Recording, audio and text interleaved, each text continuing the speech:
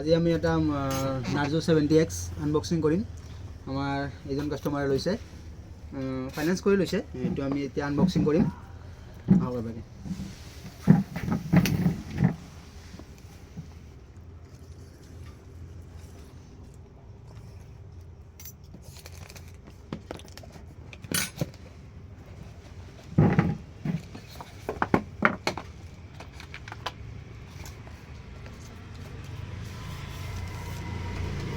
ধুনীয়া কালাৰ আহিছে। কাষ্টমাৰে যিটো কালাৰ বিচাৰিছিলে সেইটো কালাৰে আমি আনি দিছোঁ। কাষ্টমাৰে বিচৰা মতে কালাৰ দিছোঁ। কেনেকুৱা লাগিছে দাদা? ধুনীয়া লাগিছে, ভাল লাগিছে।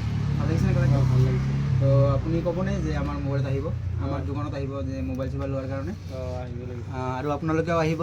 আমাৰ দোকানখনৰ নাম হৈছে পংকজ মোবাইল ষ্ট'ৰ, তুলসীবাৰী সমবায়ৰ ওচৰত আছে।